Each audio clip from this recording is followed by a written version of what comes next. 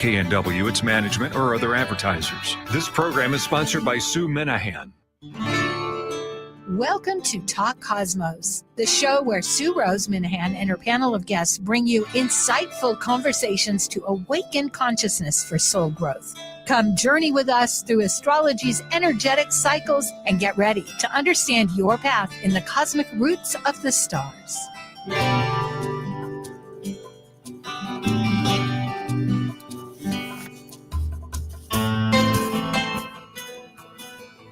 Oh, hello there. I'm Sue Minahan, and this is Talk Cosmos. Today is October 12th. We are definitely in the fall season here on the Northern Hemisphere and the spring down in the Southern. Our panel will be Planet Buzz, and we are contemplating. Aha, here we all are. Hello, Laura. Hello, Sean. Yeah, I didn't hear our little intro for... Or maybe I did. Okay, well, whatever I heard and didn't hear, here we are.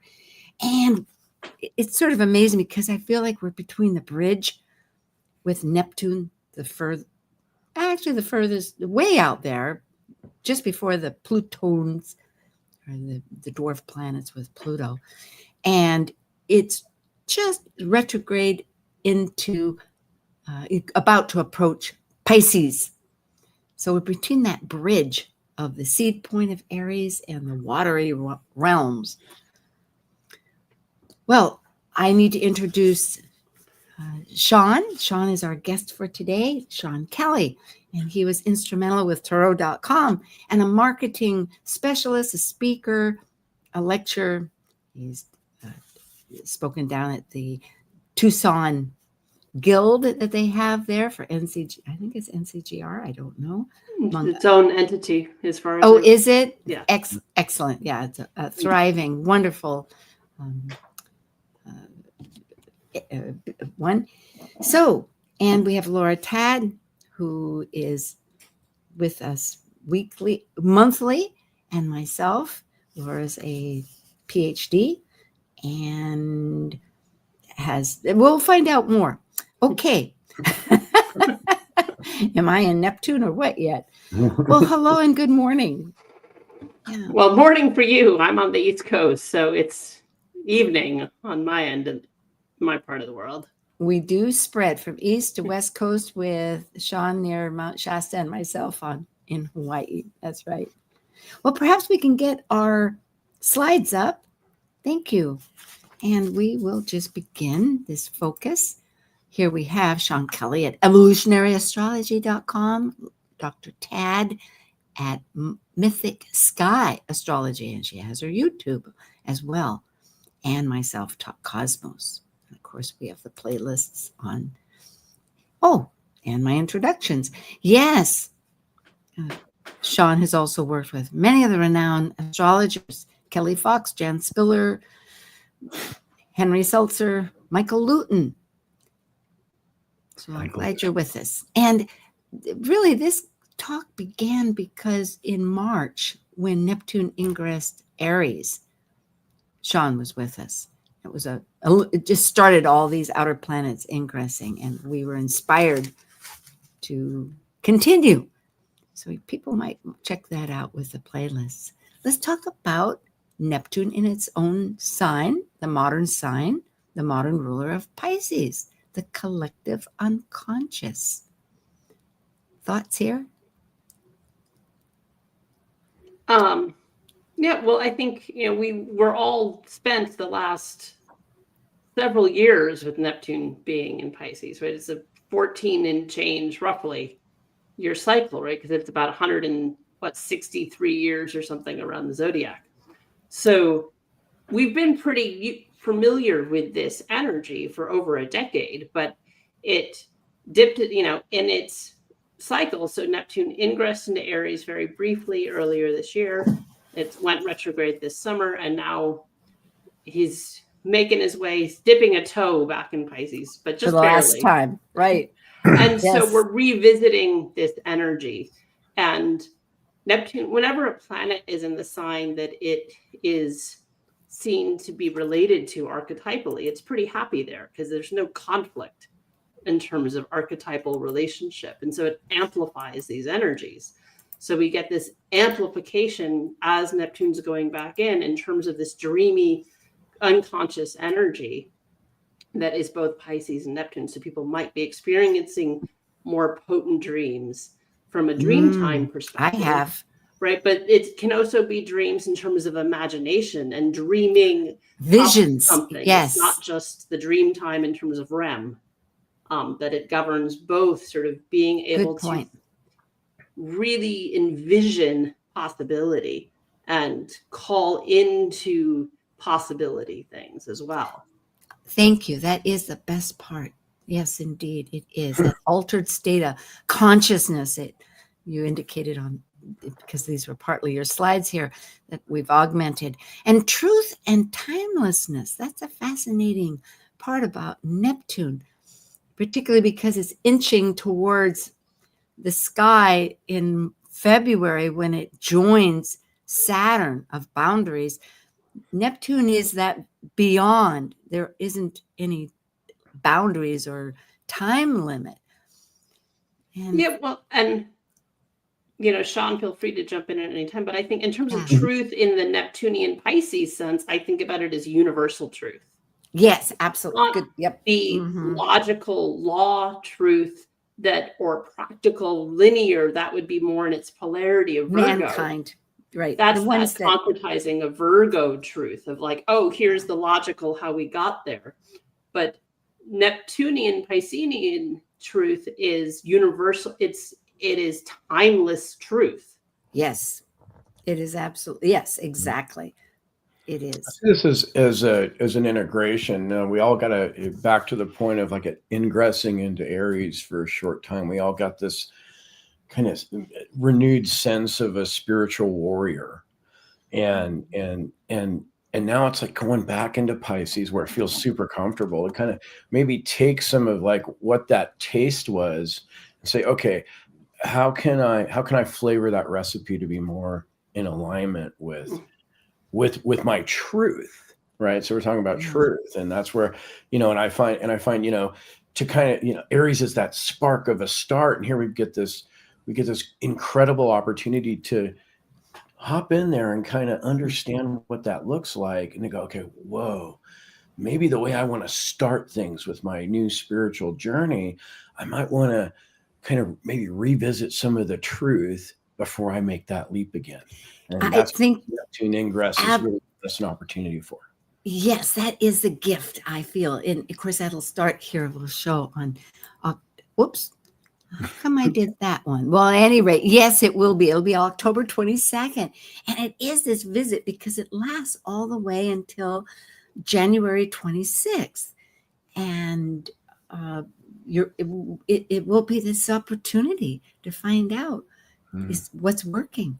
Thank you. Well, yeah, and I think when anything is retrograde, there is that sort of general idea, and particularly then if the retrograde is including multiple signs or two signs. All of them are, yes, right now. Well, not, but a retrograde that includes two signs, there's something we didn't get previously.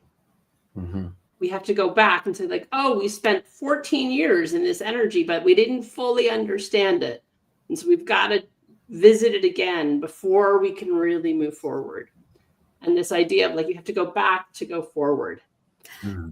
Yep, that's right. Yep. Well, the Sabian symbols are with a system. They're imageries with a spiritual connotation to understand further another element. And this happens to be the very last of the 360 because they're 30 degrees and it gets rounded off. So it is called the 30th degree. You can look at that. There's Dane Ruchar. It has a lot. And of course, it started with Mark Anthony Jones. Right. And there's current ones. It's a majestic rock formation, this stone face, resembling a face. So, and I'm paraphrasing it here, but it's idealized by a child, a boy, who takes it as the ideal of greatness, and growing up begins to emulate it, look like it. So it's a rather a fascinating idea of, I know in the Plato philosophies, there was always this between Socrates and Plato. I don't know which was which, but you see the circle, you see the moon, therefore you know the circle. You see a circle, therefore you see the perfection of what the moon is. I mean, in other words, how do you get, but the idea is that this is the perfection of the ideal. Mm-hmm. Sean, do you have ideas? I know you Oh seem my gosh, yeah. captivated. We went through this here. This was pretty incredible to me what the Sabian symbol is, because it's really the final kind of like vision that you have before you create yourself. You know, this is the very end of the zodiac. It is what I refer to as the garbage collector, because it's going to take everything and flush it away before Aries can start. Well, what does that vision look like when you flush it all away? When when you take what you've learned and now you're going to start anew. Well, what is that? What is that first bullet? Capacity for self-transformation. I mean, that's really speaks to me at 30, at the 29th degree of Pisces, or 30 Pisces for the Sabian symbol here. And the seeds, and I think it's kind of funny. Laura was just mentioning, right? Mm-hmm. Seeds comes to light here, with the Sabian symbol, because there's a quote I believe we'll get to here in a moment that really speaks to like, God, getting your wings clipped, but it's the best thing that could have ever happened to you. They tried to bury us. They did not know we were seeds. And I think that this victimhood piece, I think it speaks to Pisces and its self-sacrificing nature, and transforming into Aries. We're at that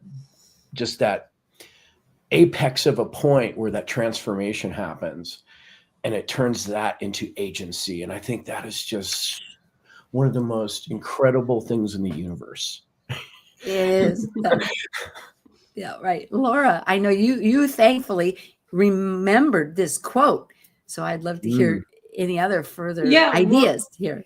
I mean, in that idea of, because the burying can be that unconscious, that collective, right? So like, even like what's hidden, what's unseen, and then, right, that idea of like the seeds that bloom, that poke through the soil when we get into Aries, that in the astrological calendar, right, is the first day of spring in the Northern Hemisphere.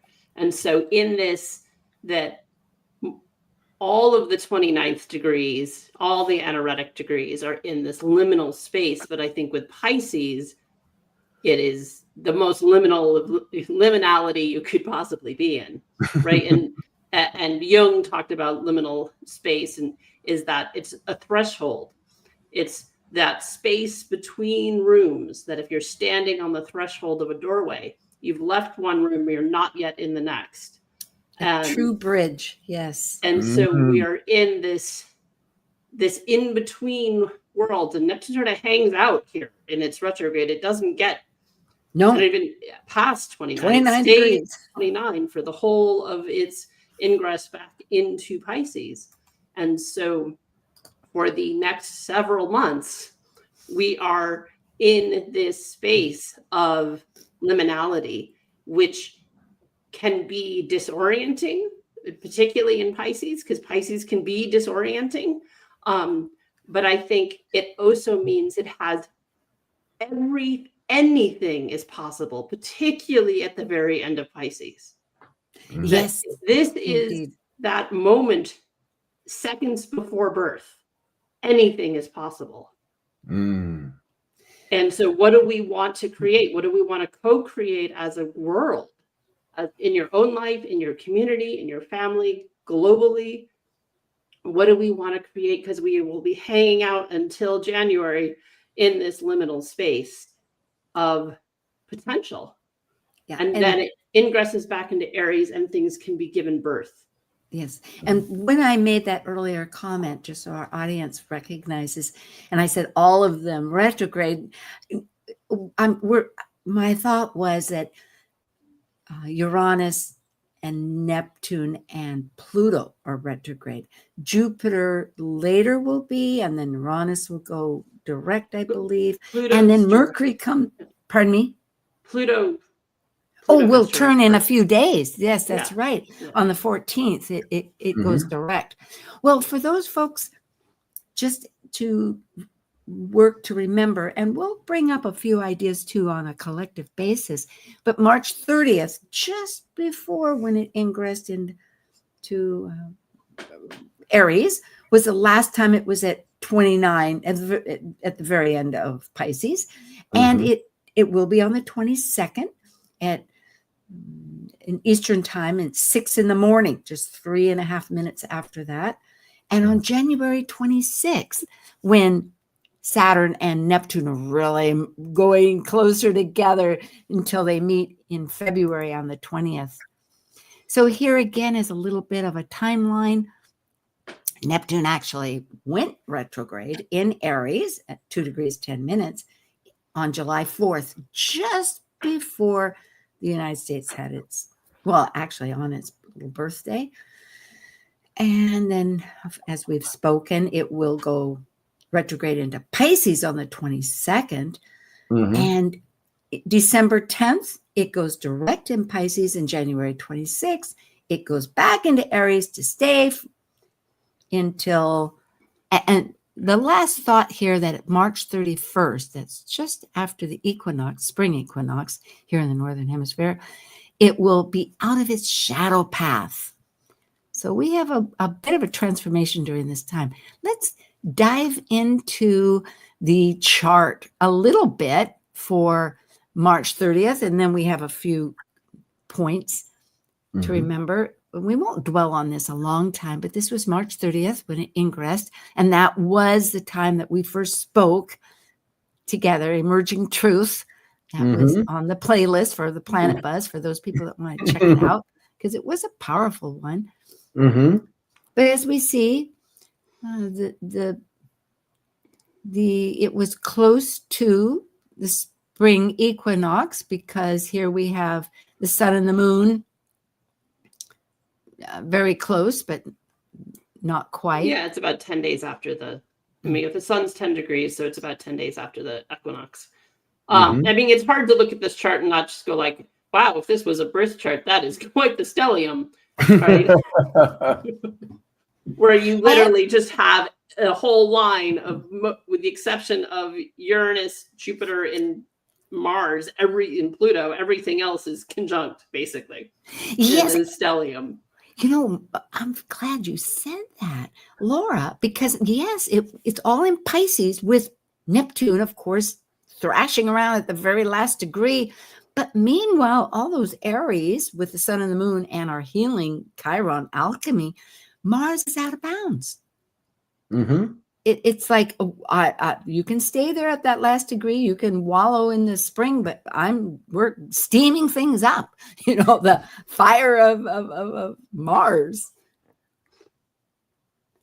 Well, yeah, I mean, I think particularly too. I mean, that it's hard. Knowing that sort of we entered into this cycle of this repeated hitting this particular degree with Mercury and Venus right there.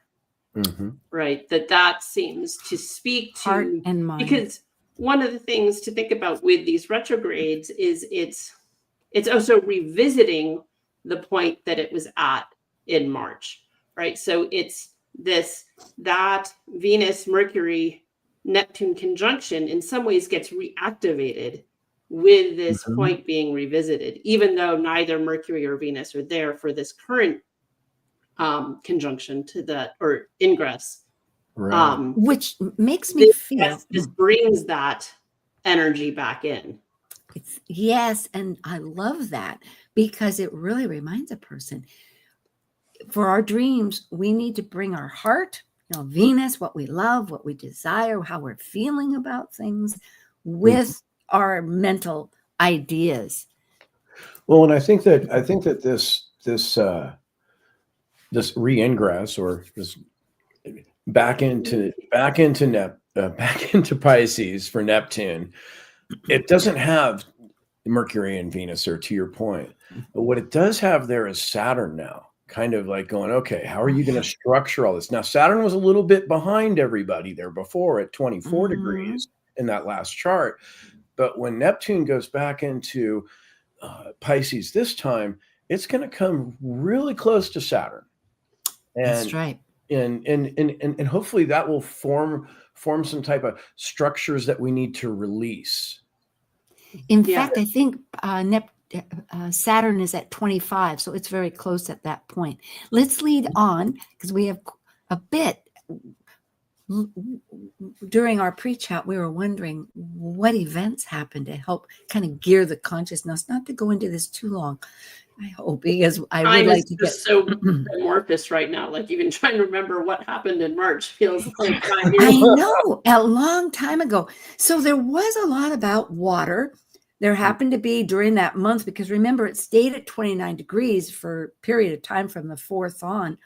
And it was World Glacier Day. Who would think, except that the world's largest iceberg had broken off. That was down in the Atlantic Ocean. And it was 1 trillion tons. So that caught, because it's calving. And of course, when there's melting like that, it's a danger sign.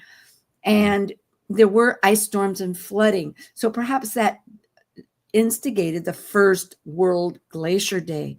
But on the other business, as far as time, because again, it's timelessness, there was in Tanzania a bone tool that was discovered that pushed our thought of humanity back 1 million years to 1.5 million. So people had been working with bones as a tool. And the last was more on a recent basis, that in Lake Superior, they found a shipwreck called the Great Western, I believe, that had shipwrecked 130 years ago. But Laura, perhaps you want to mention, and Sean, just a little bit about the religious spirituality part, and then we'll jump into the current slide. So this was, only about a month before Pope Francis transitioned, and then we got the new Pope. And so, but there was about a month before he died where there was fear he was going to die, and he was hospitalized. And so that was occurring during the last time Neptune was there. And it doesn't mean that the new Pope is somehow in jeopardy. It's this idea that Neptune being related to spirituality, Pisces being related to spirituality, and there can be dissolving of old ideas or traditions, and the fact that the current Pope is in some ways similar to Francis in that he's very modern. He's the first American Pope, right? So there's this dissolving of old spiritual things, traditional things, the things that are timeless, and yet being some of that falling away and dissolving with Neptune. Yeah, a changing of the guard for a large portion of the population globally that is related to that faith. Let's look at October 22nd. We have a few, about 6 minutes here, 7 minutes. And this is October 22nd. Today is the 12th, so it's 10 days away. It'll be in the East Coast at 6:03:36 a.m. That would be 10:03:36 for the UK, or London, not necessarily London, but meantime. And Neptune is retrograde, just to remind people of that. And it happens to be that Pluto is out of bounds. That's another signature here. And but Mars is not this time, and Mars is in a water sign again. I want to point that out, and not just in a water sign, but in a water sign in the 3rd decan, or the mastery decan, as I call it. So it was 23 in Cancer, out of bounds, when it went retrograde, and here it's doing its ingress, and it's at 20 Scorpio, inbounds this time. And so there's this use of transformative energy that we now have access to that we didn't when it was at 29 last time. Yeah. And Mercury's right there. Yes, Mercury has shifted from being with it's prominent. Neptune to Mars. Well, and being with Venus, I think to me what actually feels more significant is being conjunct Mars instead of Venus. Mm-hmm. Oh, right. well, And so, and yet You're still right, my very wide orb in trine to Neptune. And so back in March, it was communicating what we wanted. And now we can communicate our actions. Potentially, we can act on things in a way that with Venus doesn't really like to take much. She's happy just lounging around and talking about the beauty of ideas in Pisces and being super philosophical. That's a super happy place for Venus conjunct Mercury in Pisces, is like, let's just talk about spirituality for hours and have some wine. But you put that with the Mercury and Mars, and now it's suddenly, oh, we can't just talk about it. We have to do something. It's, even though it's in a water sign, which isn't that proactive, fiery energy, it does call to action in a way that the Venus, Pisces, Mercury energy didn't. And good points here. Because of that water trine, here you've got big ideas with Jupiter and a lot of action, needing to voice your opinions. This is major, having Mars and Mercury in Scorpio. It matters. It's like, what's our connection? How are we transforming ourselves? Where's our power? Where's our lacking power? And then with it's trying to Neptune of the visions that we're trying to retrieve.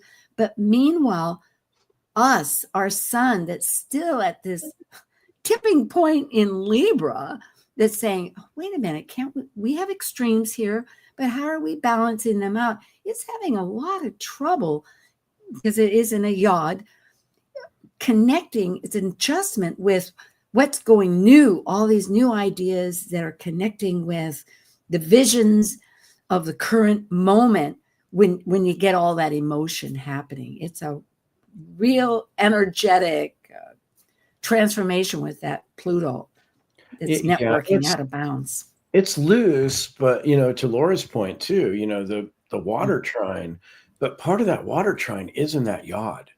So there's all that consideration, Libra consideration that sun is going to do, even if it's like, kind of like totally out there because it's at 29, right? But Saturn's mixed in there with Mars and Mercury and Jupiter, right? So Jupiter's influence comes in here in a big way too. It's big, yes, and Cancer, yes, indeed. It throws us right back to that moon. Good point. Any closing ideas here, Laura? I know there are, before we take a little break, which is in a moment.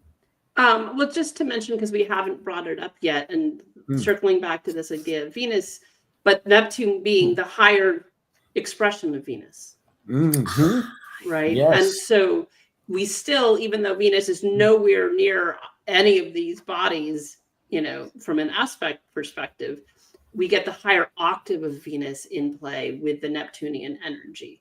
And so thought of that universal love, Kuan Yin, Buddha of compassion, energy that has that potential, and how that incredible potential for compassion, incredible potential for empathy that we can give voice to because Mercury is in play. It doesn't just stay amorphous, but we could actually be proactively communicating with it. And maybe that's part of that Mars energy, is proactively communicating compassion. Oh, beautiful. Well, we will have much to be talking about as it sees leading up here in the next 12 days. We'll be right back. This is Talk Cosmos, Planet Buzz, 29 degrees of Neptune. That's Neptune, 29 degrees retrograde, with Sean Kelley and Dr. Laura Tad and myself. We'll be right back. Thanks. While we take a break from this week's edition of Talk Cosmos, let's take a look at this cycle's archetype. We are currently in the Yang period of Libra, ruled dually by Venus. By leaving the lower hemisphere of the self, the energy of Libra enters the arena where the completed self meets the other than self to form a relationship based on partnership.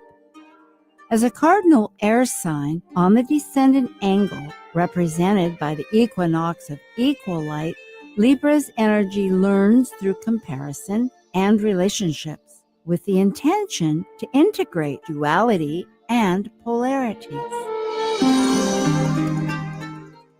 Talk Cosmos brings insightful conversations to awaken consciousness for the soul growth with hour-long programs.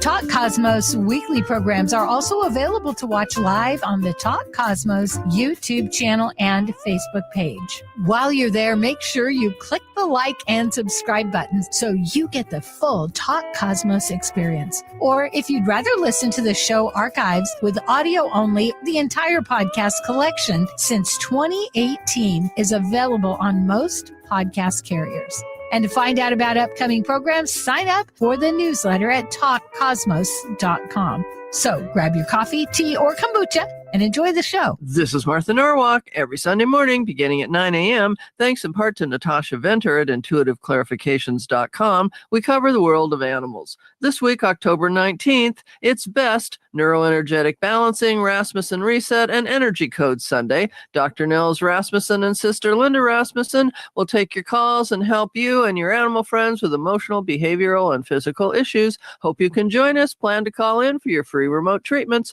Martha Norwalk's Animal World, Sunday morning, 9 a.m. to noon, right here on Alternative Talk, AM 1150. Wherever you go, Alternative Talk 1150 is here for you. Hi, we're right back. At this moment, we'll just take a little brief getaway. Oh, not getaway, whatever. Pardon me about that. Just to remind you about ourselves, what's coming up. Sean Kelley, evolutionaryastro.com. You can contact him there. And Dr. Laura Tad at Mythic Sky.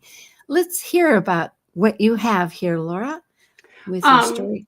Yeah, so I've been given monthly talks in my community here in just outside of Atlanta, Georgia, just talking about the upcoming astrological weather at a place called the Soul Barn here in my community. So it's a gathering space above the stables at a barn where they do equine therapy and they do sound bowl healing and Reiki all above the horses. It's a lovely spot.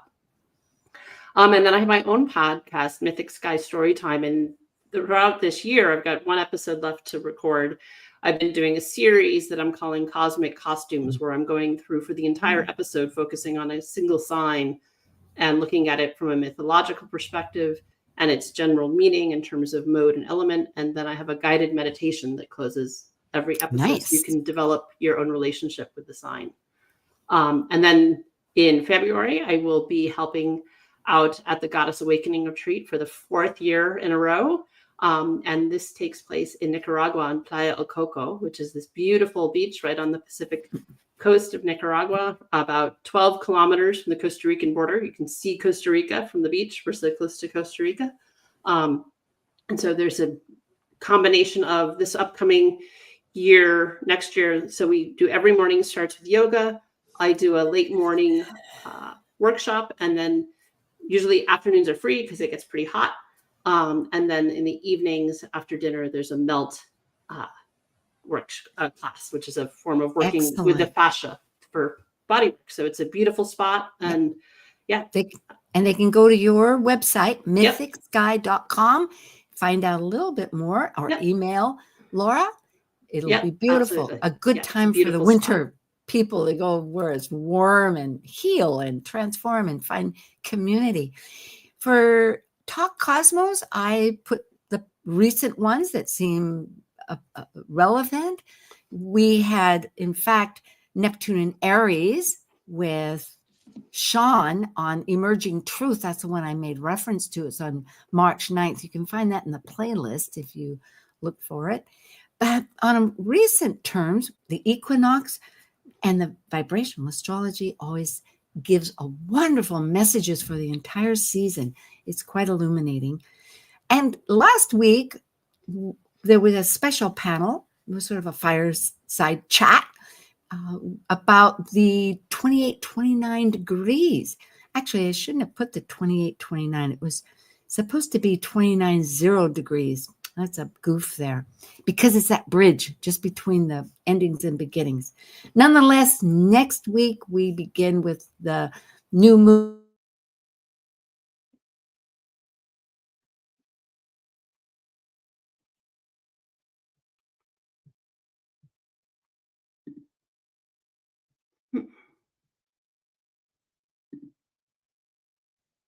Continue speaking. Okay, I don't know if you went away or if I went away.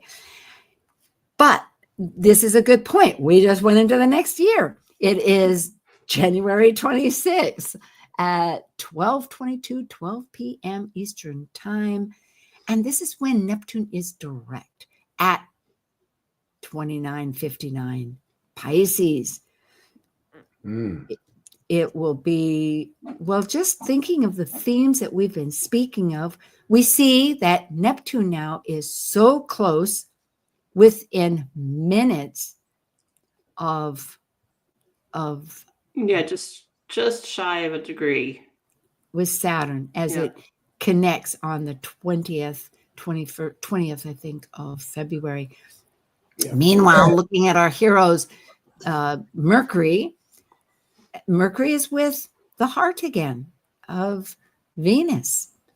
But again, we have Pluto now with transformational, well, with Mars, meaning that they're deciding to activate our terms of social networking, the groups. Who are we talking to? Who's our group? I'll pause. Go ahead. Yeah. So if I look back at the 22nd, the chart we were just on, where the Uranus was wrapped up in that yacht, and we didn't really touch on that, but we did leave off with like the beautiful words that Laura threw out there about the compassionate Buddha that we see at the 29 mark of Neptune and Pisces there. But the Uranus piece was in trine to an out of bounds Pluto. And now here, when Neptune is now at that 29:59 mark and about to launch forward into the Aries realm again, Mars again, it keeps coming up here for me, is now conjunct that spot and conjunct Pluto. And Uranus now is back in Taurus all the way back to 27. So Uranus is kind of like going, well, hey, like, how can I, asking himself questions, I think, about, well, how do I, flip those opposites into the, that instantaneous, what is it? Instantaneous Moment. Kind of integration of opposites that Uranus brings, that shock. And now it's like, okay, well, in Taurus, I think about structure, and I think about, and it's Gemini is trying to communicate it all. Taurus, it's kind of like putting it all into values and things. And it's like Pluto gave it some stuff to kind of consider. And now with Mars there, those considerations, I think, are really being kind of catapulted into the now what is a conjunction of Saturn and Neptune together here at this moment. And that to me is like, wow, okay, here comes a spiritual structuring that's going to have values that Uranus had made the sun aware of in that yacht. So I think the 22nd is a really important thing to consider here. And then on the 26th of January, mark your calendar maybe for the 22nd, what you were kind of considering in your life, because it's going to come up in a different way on the 26th, and you're going to take different action around it. It's going to be transformative and kind of that last gasp of that seed that's buried, to go back and reference the quote that Laura surfaced here for us. Yeah, I like that so much because, yes, of what has been buried, or what we intentionally or unconsciously have done, because of that stellium in Aquarius with its modern ruler, Uranus, that is really in a set, resilient sign happens to be right on my Mars, which will be interesting. I'm listening to this going, okay, Sue, start making your journal, which I do, but this will be more intentional. But truly, it's a momentous, because at the same time, I'm trying to look at that square with, is that the moon? Yes, the moon with Venus. So there's emotionally this idea of where can we make changes with what have been our goals, what has been our foundational, because Earth is always some kind of foundational premise, but it wants to be a survivor. So how can you survive your goals, your dreams, your hearts, your directions, all of it? Mm-hmm. Yeah, well, and I think, we can't, that Mars-Pluto conjunction in Aquarius, you can't actually go the direction you thought you were going to go. There's no way around that with that conjunction, right? You have, yes, Mars is about drive and Pluto's about transformation. So in a different sign, it could be you're really able to transform things, but you've got this added variable, this added layer of Aquarius that it is going to be revolutionary. It's going to be out of the box. It's maybe not going to take you where you thought it was. And being able to, I often think of Aquarius, and Sean, you will understand this and maybe could even explain it more than I can, because I relate it to surfing in a lot of ways in terms of how you have to respond to the ocean and catching a wave, right? Yeah. Or how you have to, if you are caught in a riptide, you have to swim sideways. You will die of exhaustion trying to swim to shore if you try to swim straight to shore if you're caught in a riptide. You have to go sideways.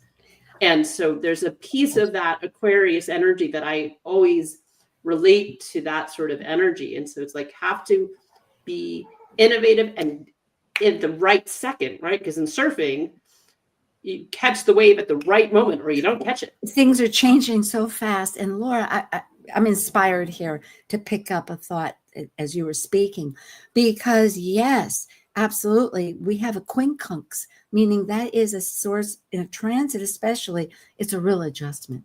But it's an adjustment that, yes, that your immediacy of connecting with the moment wants or needs is imperative to connect with. However, in this quincunx, it is with the heart and the, Venus and Mercury, as we've spoken of, that are essentially within a degree here together. And quincunx to the south node in Virgo. So it's being, Mercury is, of course, ruling it, but it's, how do we discern? Virgo wants to discern it, wants us to get some sense of perfection or how to fix things, how to organize it so that we have something that works. But it is a real conundrum to put that. It can't. And I think that goes back to what you were saying about this immediacy that is, everything is changing so much in the transformational sense of the current moment.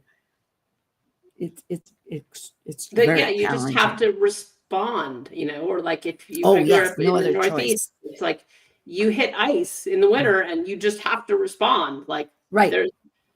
But it's counterintuitive, right? You don't break if you hit ice. Anybody who lives somewhere that's snowy, you don't break when you hit ice. But with all of the instinct.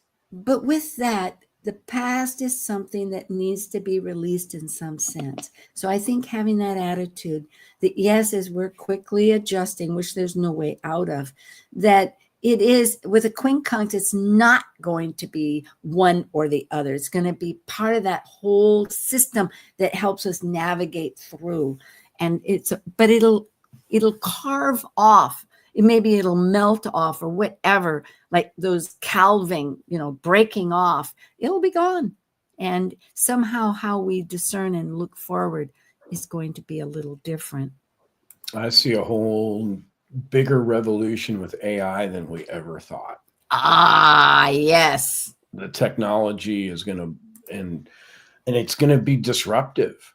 I see a lot of disruption in that chart. Maybe these charts speak to that disruption a bit.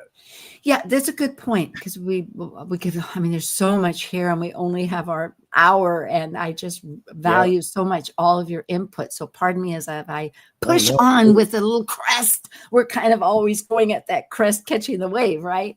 Mhm. These are two bi-wheels, just as a notice, because they in themselves could go on forever. But look at what the United States, since we are here and we're like calling out the elephant in the room, that as of the 22nd, that's the one on the left with Pisces at that anaretic 29 degree. And then looking at the 26th that we've just discussed, like before the break and afterwards, what's really essential is here we have our Jupiter, which will be coming up on Mercury, so strong, conjunct that 24 degree in Cancer, looking at everything that Cancer represents. We are a Cancer nation. And then it will shift to our identity. We're not just thinking about it, but it becomes our identity, which will be part of that whole mix that we were talking about. And what's fascinating to me about that is that when it hit 20, it hit 24, and what happened to the government? Yeah. It's like it shuts down. Mm-hmm.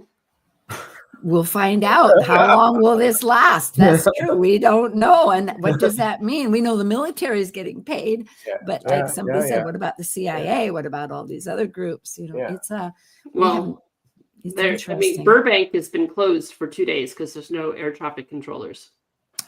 Whoa, these are huge. I used to work at the Burbank airport. Yeah. I know that is like, and they do have shuttles to, oh my goodness. I mean, it's a major airport. Airplane. Major.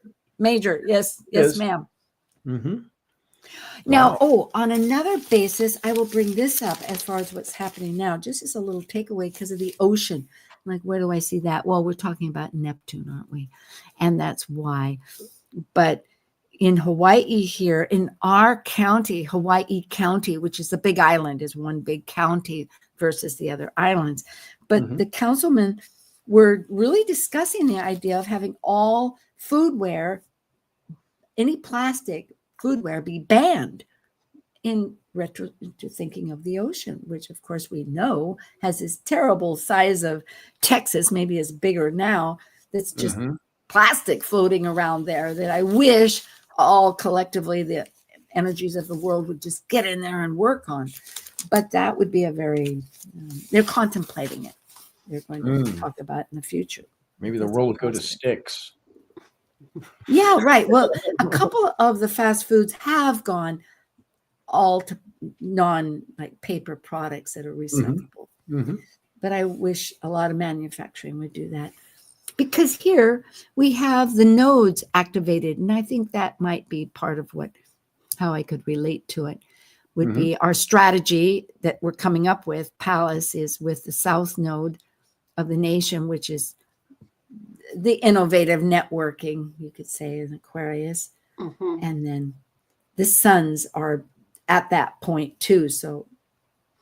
And then, I mean, just looking at what's been occurring with this ingress back and forth in and out of Aries means that Neptune is going back and forth over the IC of the US. The foundational point. And so I think that's becomes, even though like it's not, it already did that, but it got to 2 in its retro when it had ingressed into Aries. So this year it crossed that point and then has gone back. And we'll do it again. Sized it up.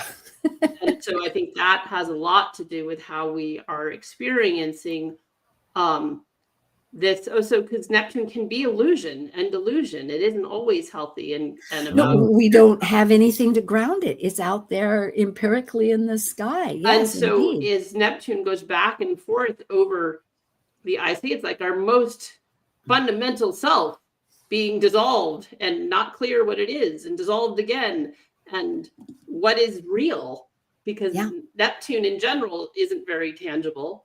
And then you put it in Pisces that it's completely amorphous.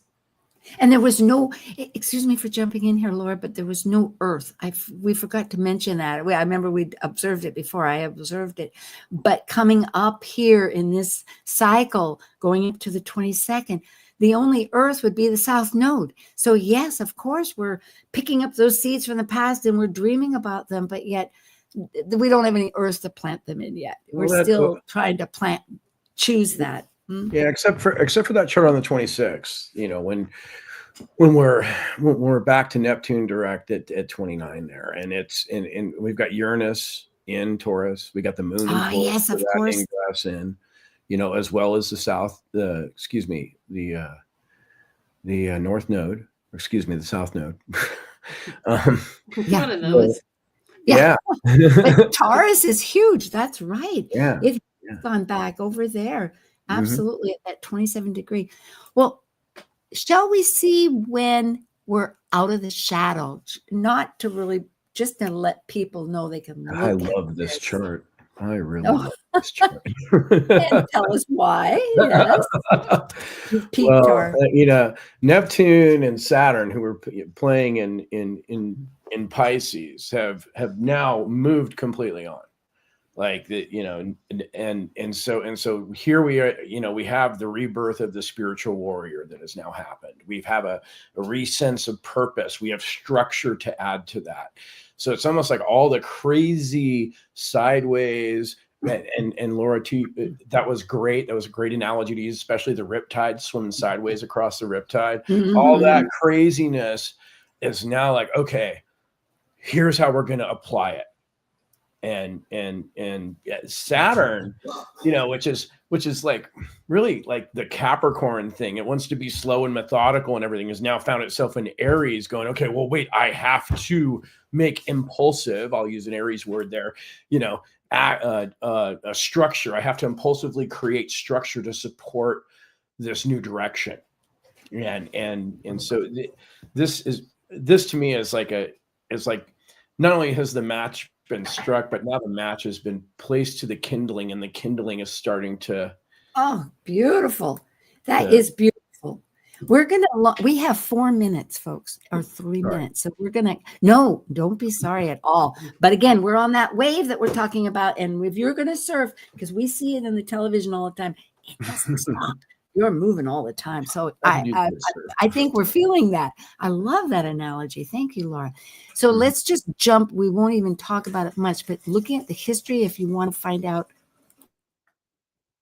Yeah, well, I mean, I think I always find it helpful, maybe with my 9th house Virgo moon. Yeah, but we only have a couple seconds. How things that have happened historically with Neptune at this degree, right? So going back 2 cycles ago, we get King James II of England. And interestingly, he was trying to create religious tolerance. And this was at a time, right, just a century after we get the King Henry VIII and his, you know, splitting Reformation, right? No, that was Luther. That was different. But this Anne Boleyn, him wanting to divorce his wife, creating what's now the Church of England, and all of the war and fighting that was happening in England between the Catholics and the Prods, and King James II trying to create peace. Exactly. Laura, which is that Neptune again governing spirituality and religion. Yep. It's a good theme carrying on along with the Pope. Exactly. So here to have this equality, at least as an ideal, back to the ideal of Pisces, and the fact that the largest church was consecrated after the burning. And on a more recent basis, because we have very little time left here, folks, the music will go on. 1861, the Civil War, which we realized, but the first photograph, and it was a tartan, the Scottish. First color photograph, not the first photograph. Color, thank you. Color photograph, big distinction. That's very important. And it was, interestingly, a ribbon here as indicated of the Scottish design. So perhaps we can take, as we go into the music, a little bit about what is today of the film, music, or other factors. that you want to, because film and music are such a powerful communication. There's other ways besides just the linear mentality, because the heart, weaves in our lullabies, our heart rhythms, everything.